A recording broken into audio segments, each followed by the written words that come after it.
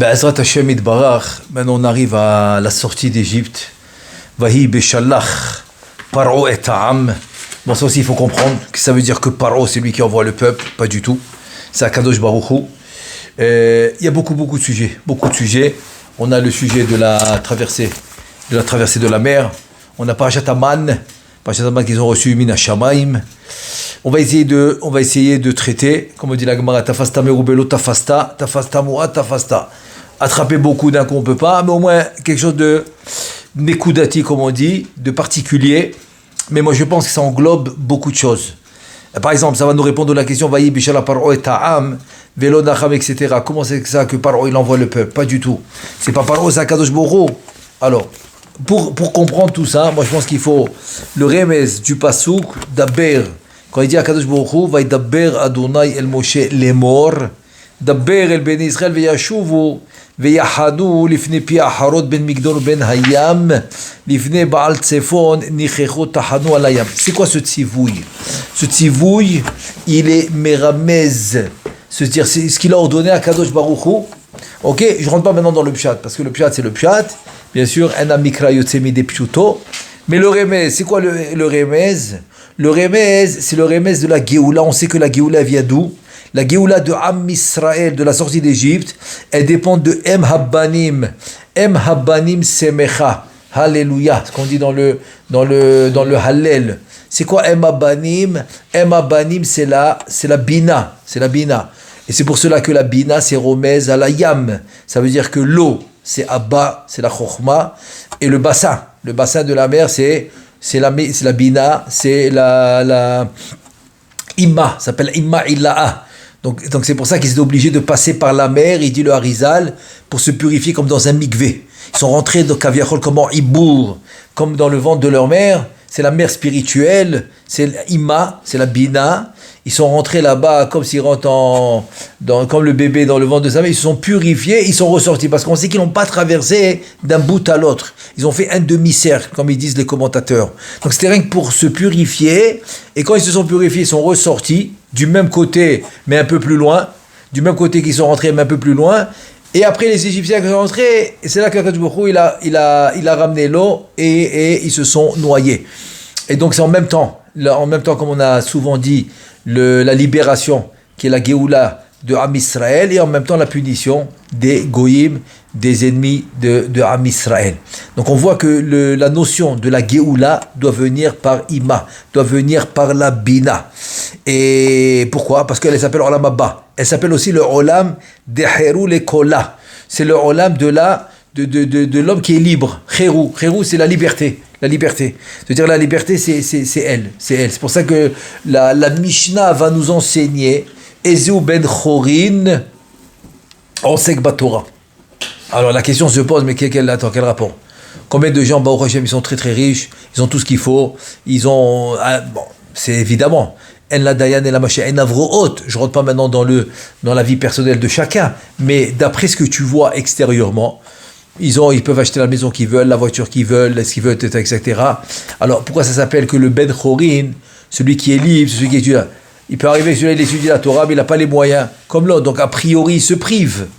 Et là, on va voir que la Géoula, de sortir d'Égypte, de l'esclavage, va nous amener dans une liberté, c'est de recevoir la Torah. Comment recevoir la Torah peut devenir une liberté? C'est ça la question. C'est ça la Nekuda. Et ça va répondre à tout.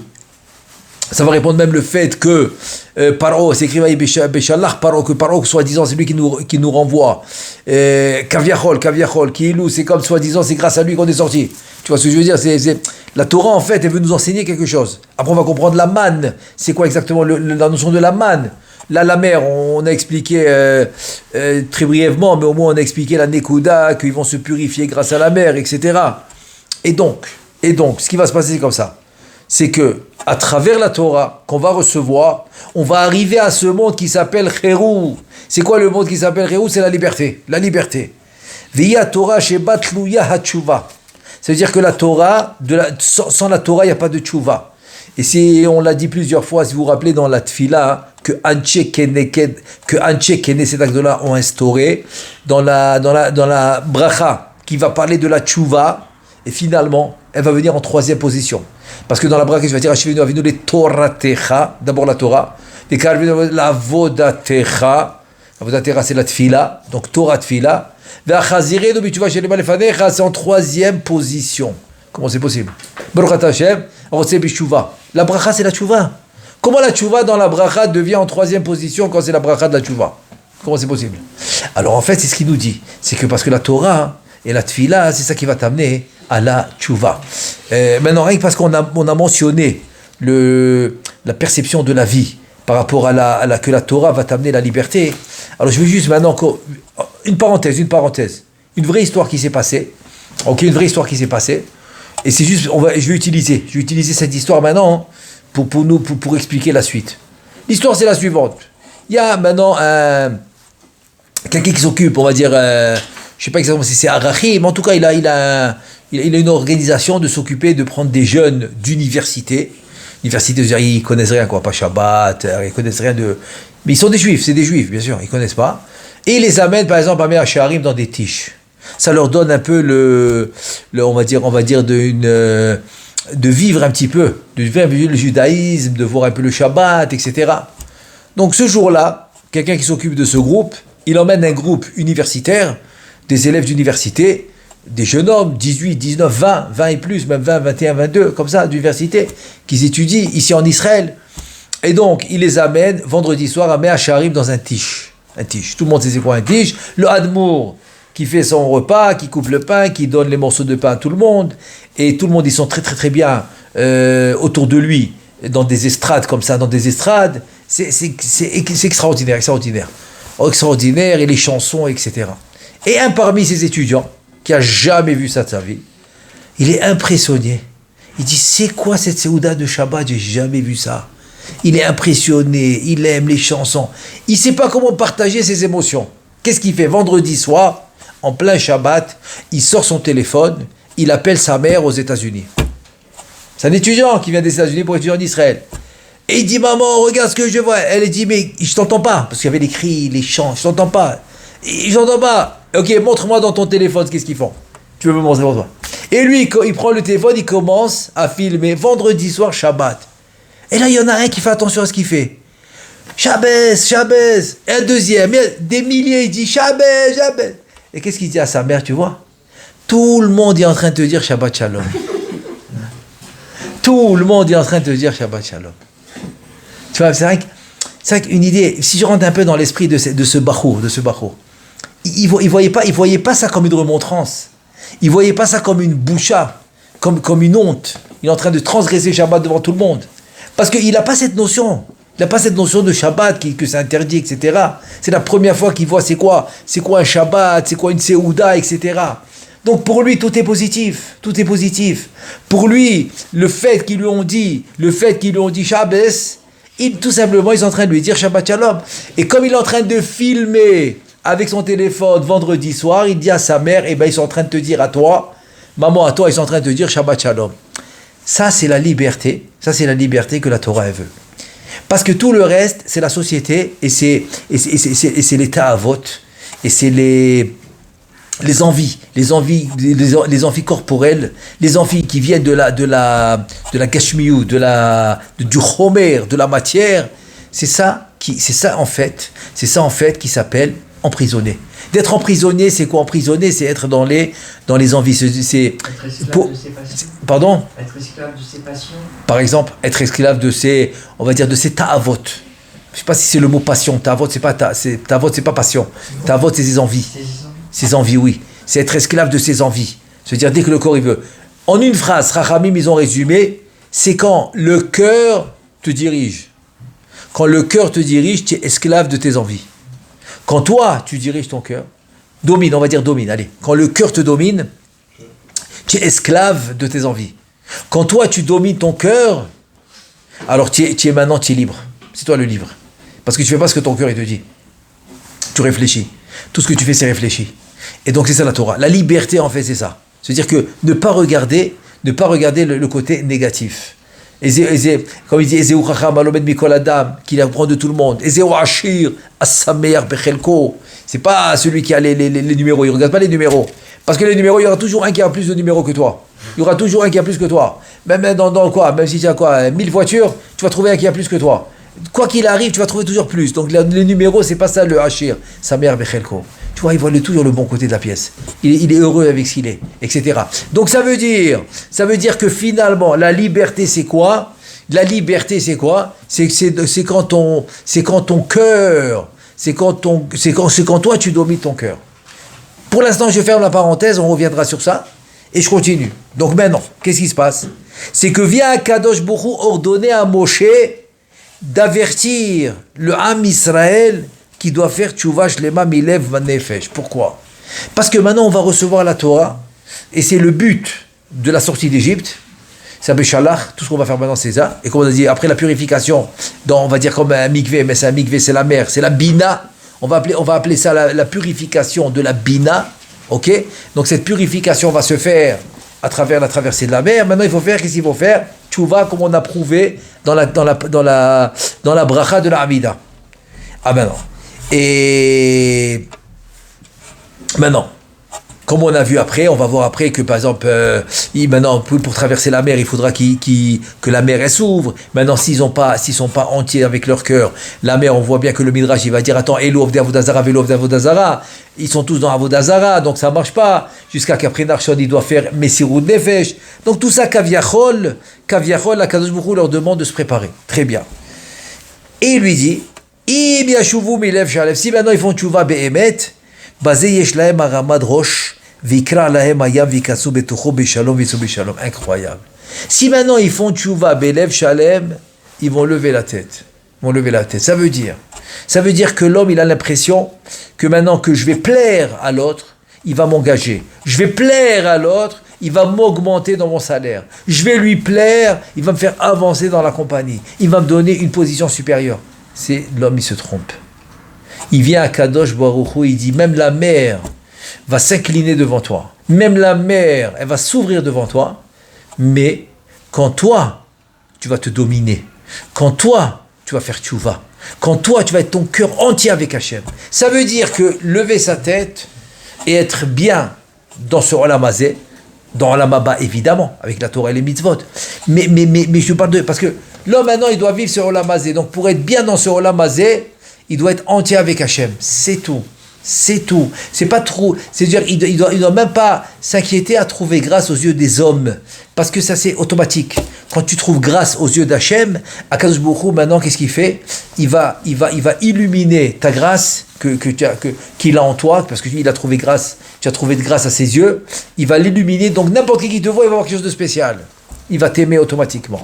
Il va vouloir t'augmenter dans le salaire. Il va vouloir travailler qu'avec toi. Il va vouloir dire non, c'est toi le gérant. Il y aura plusieurs candidats, mais il va se retourner que vers toi.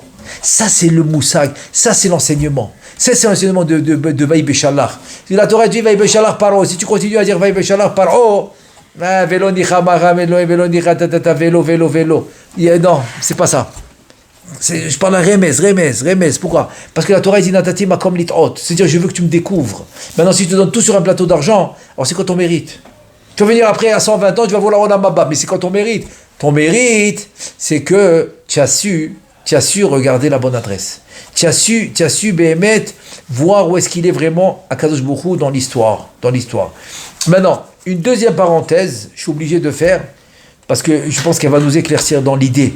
C'est une idée extraordinaire qu'on apprend ici, c'est la suivante. Le Admour Misatma, Alav Shalom, il disait un truc incroyable. Il disait, sachez une chose, les Bachourim qui marchent dans la rue, parce que lui, il était aux États-Unis, il était à New York. Donc en été, tout ça, tu vois, c'est pas très... la pritzout, etc., les tzniout. Il dit les Bachourim qui font attention à leurs yeux, eh bien, ils sont comme des Kohen Gadol, Beyom Hakipurim. Il dit Yom Gadol, Kippurim, ça veut dire quoi? Il dit, c'est comment ça connaît? Il dit, tu imagines maintenant l'homme il arrive en haut après 120 ans, il lui montre le film de sa vie, et tu le vois, il se voit rentrer au Kodesh HaKodashim, Beyom Hakipurim, Kohen Gadol. Il dit, attends, je m'appelle même pas Kohen d'abord, je suis pas Kohen, donc je suis pas Kohen Gadol, et je suis jamais rentré au Kodesh HaKodashim parce qu'à mon époque il n'y avait pas de Beth Amikdash. Oh, c'est quoi cette histoire? C'est quoi cette embrouille? C'est quoi cette embrouille? Comment je me trouve comme ça? Et il disait un truc incroyable. Il dit en fait, le fait que tu as su mettre, tu as su dominer ton cœur, tu as su mettre Akadosh Baruch Hu comme le merkaz central de ta vie. Par exemple, je donne un exemple. Dans le cas de lui, il parlait, c'est la Kedusha. La Kedusha. Tu as su garder tes yeux. Tu as su garder tes yeux. Il te dit, tu vas avoir le niveau de Kohen Gadol au Kodesh HaKodashim. Ad Kedekar. Ad Kedekar. C'est-à-dire, tu penses que c'est rien, oui, c'est bon. C'est pas rien. Tu as dominé, c'est-à-dire, tu as dominé ton cœur. Ton cœur, maintenant, il veut regarder. Il veut néhéner, il veut prendre plaisir. Et toi, tu sais le combattre, et ben, tu as ce niveau. Alors après, il y a un de ces talmidim, incroyable, il a fait un remez là-dessus, très beau remez. Il a dit, dis-moi, combien de fois le Kohen Gadol, il disait le Yud Kevavke Yom Kippourim? Ils ont compté 10 fois. Alors, 10 fois, on sait que 10 fois Yud Kevavke c'est 26, 10 fois Yud Kevavke c'est quoi? 260. Quand avec l'histoire de Moshe Vaya qui sar l'irot, ça c'est 260, parce que Moshe Rabbeinu il parlait par rapport au Havayot, etc. Donc, on sait que 10 fois Yud Kevavke, 260. 260, il te dit l'œil, Aïn, 130. Aïn, Yud Nun, ça fait 130. 2 fois l'œil, c'est-à-dire 2 yeux, 260.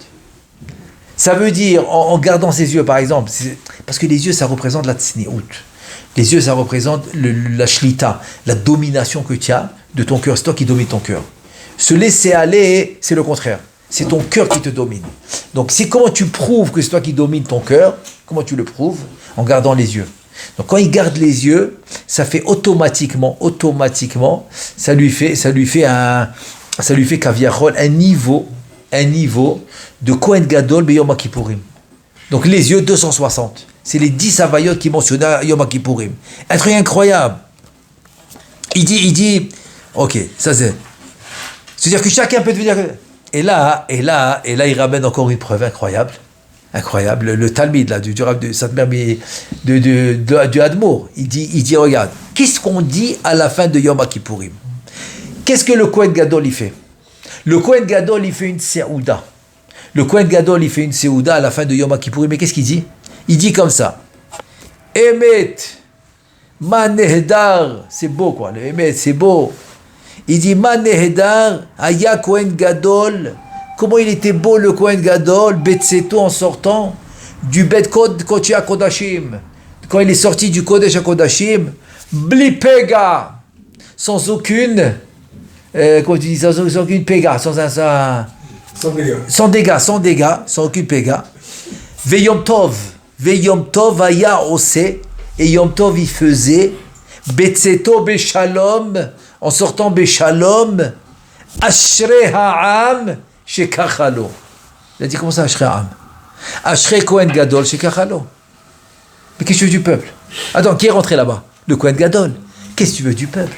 Il dit, regarde, pourquoi on le dit Belashon Rabbim? C'est pour te dire que chacun d'entre nous, en gardant ses yeux, par exemple, qui représentent toute la ta'ava, parce que pourquoi les yeux représentent la ta'ava? Aïn roa, lev chomed, vekle ma'asecha gomrim. L'œil y voit, le cœur, il est chomed, il en vit, et c'est comme ça que les clés ma'asecha, c'est des membres du corps qui finissent l'action. Donc chacun d'entre nous, c'est pour ça, Ashraam, chez Carlo, chacun d'entre nous peut avoir ce niveau de Kohen Gadol, Beyom HaKippurim. Incroyable. Et donc, il fait Akadom maintenant. Et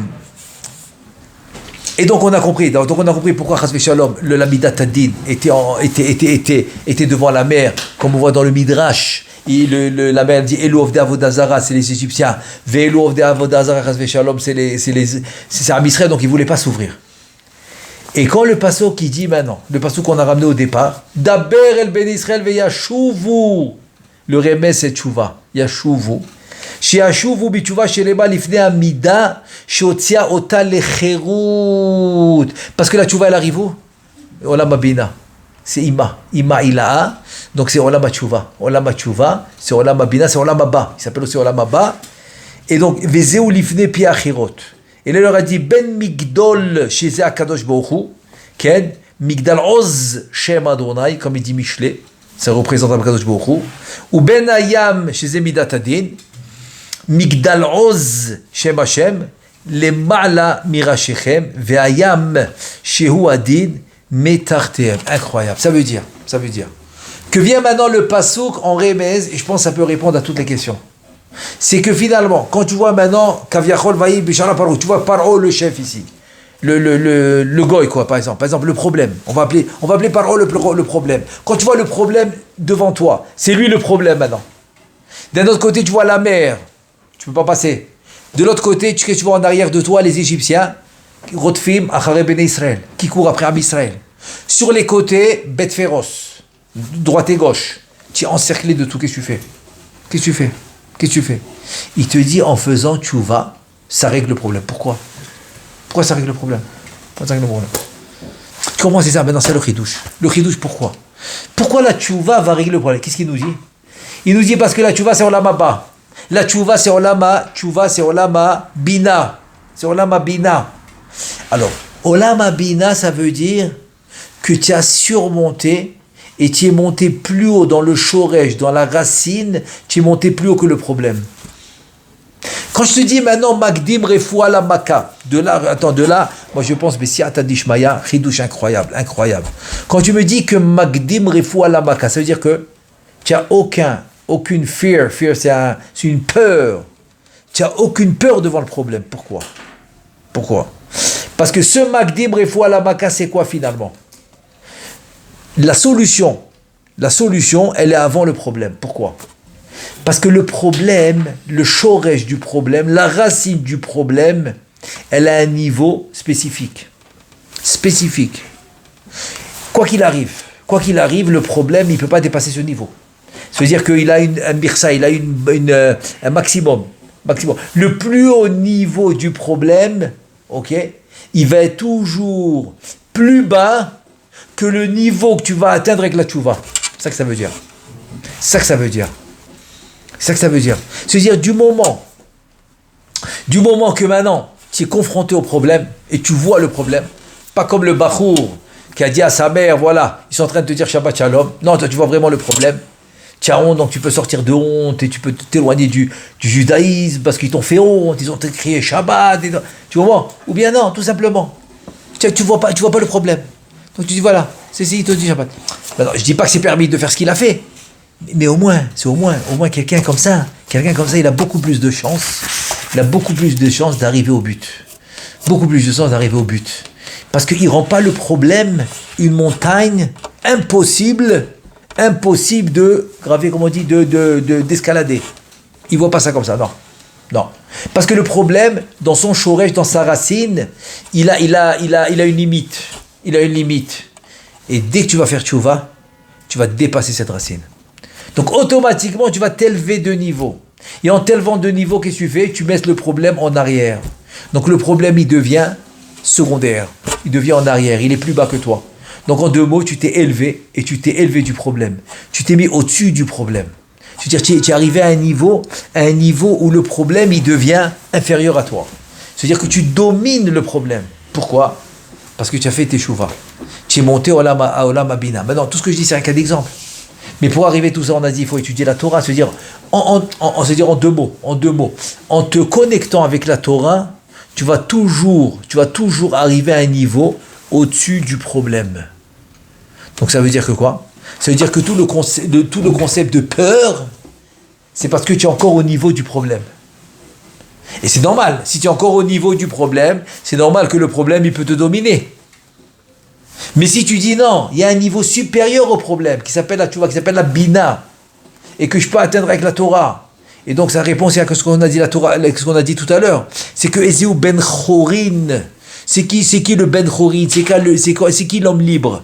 Osek Batora. Pourquoi Osek Batora? Parce qu'en étudiant la Torah, tu vas arriver au niveau de la bina, donc tu vas dépasser le problème. Donc tu vas être libre du problème. Tu n'auras plus de problème, tu vas être libre. C'est quoi? Pourquoi l'homme, il n'est pas Ben Chorin? Parce qu'il n'a pas surmonté le problème, il n'est pas dans le shoresh, dans la racine, il n'est pas monté plus haut que le problème. Il est resté au niveau du problème. Donc le problème, il le domine. Il n'arrive pas à s'en sortir. Mais il te dit, Ezou Ben Khori, tu veux devenir libre, étudier la Torah, tu montes au niveau, tu as dépassé ce shoresh, tu as dépassé la racine du problème, tu arrives à une nouvelle racine qui est plus haut que le problème. Et ça, on l'avait dit, si vous vous rappelez, c'est comme ça qu'on répond à la question que comment l'homme il peut faire tchouva après qu'il a fait quelque chose qui est irréversible, irremplaçable. C'est que par exemple, il a tué quelqu'un, c'est fini, il a été enterré, ça y a plus rien. Comment il peut faire tchouva? Alors parce qu'il est monté plus haut, donc il peut faire tchouva. Ça s'appelle Me'al Azman. Il a dépassé le Zman, il a dépassé le temps. Et moi je crois que la grande preuve de ce chidouche, Bessiat Adishmaya, c'est que tout de suite après, on reçoit la manne.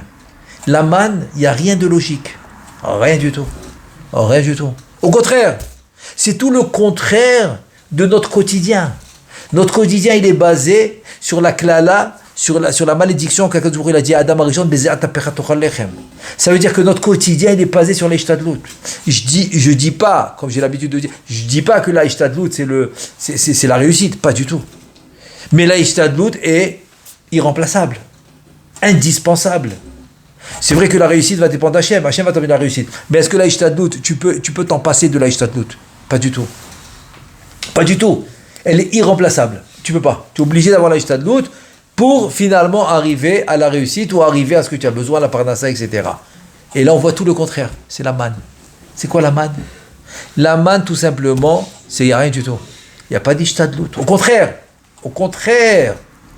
Moshe Rabbeinu va s'énerver sur Am Israël quand ils vont essayer de prendre plus que ce qui leur revient. Et ensuite, Akadosh Baruch Hu va s'énerver sur Am Israël quand ils ont essayé de Shabbat d'aller chercher encore alors qu'il leur a dit que non, Lechem Mishne, je vous donnerai Shabbat pour 2, le vendredi, je vous donnerai pour tout le Shabbat. Donc Shabbat, vous n'allez pas le chercher, parce qu'il y avait Issour Troumine, etc. Et ils sont allés quand même. Il s'est énervé à Akadosh Baruch Hu.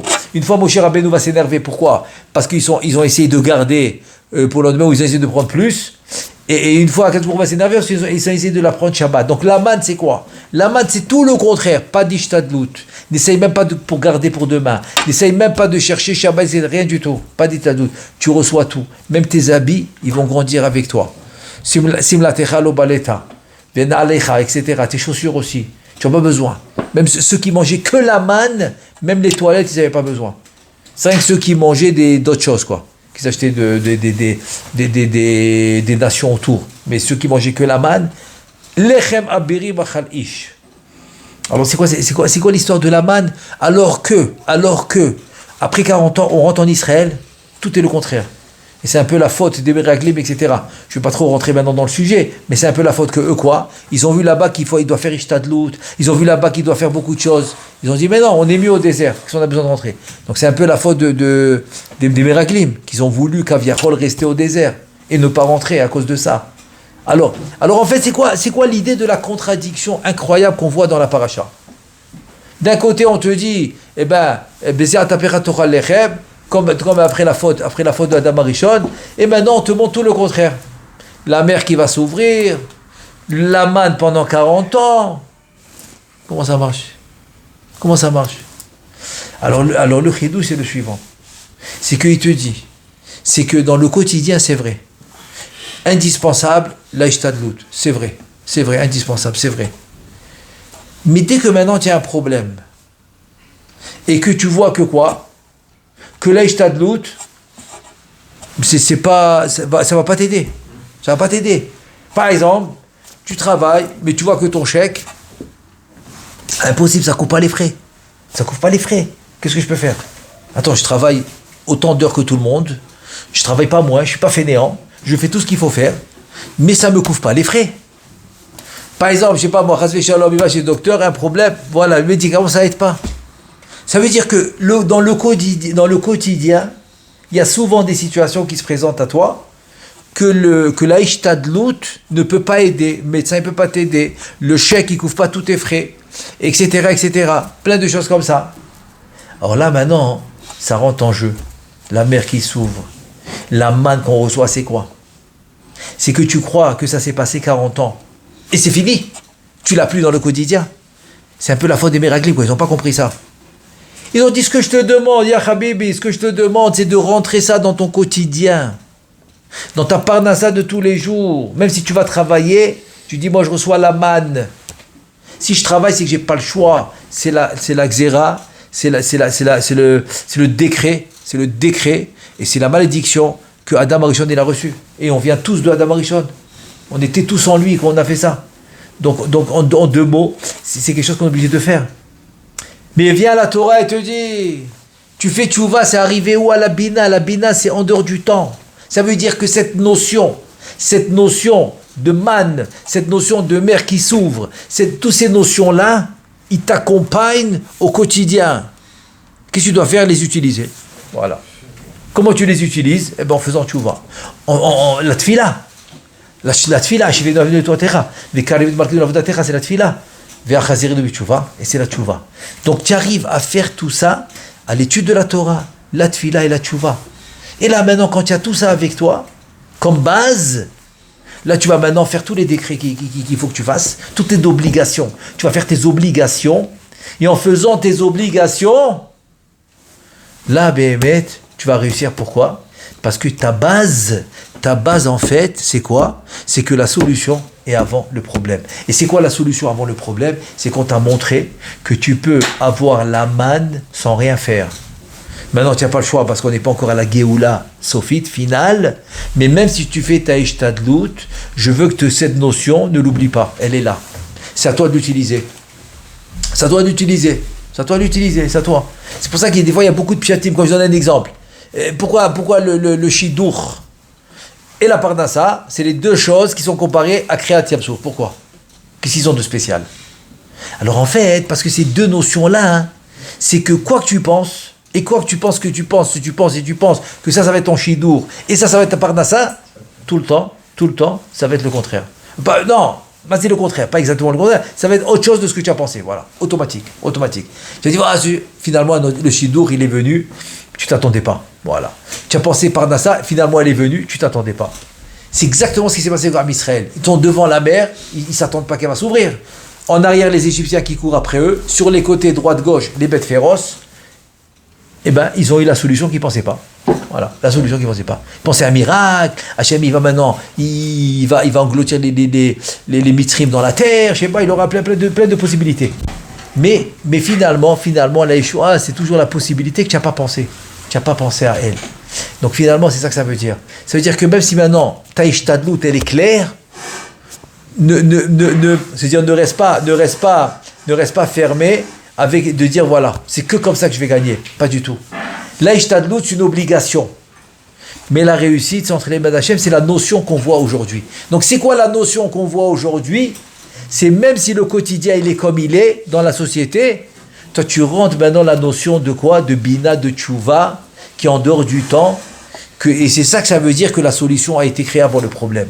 Le problème, c'est la situation, c'est le quotidien. Et donc, si tu mets comme base la solution, donc tu as réduit le problème. Et finalement, c'est-à-dire que tu peux vivre tranquillement et gagner ta part dans ça tranquillement, comme si maintenant tu recevais la manne tous les jours. Bezrat Hashem. Amen ve amen.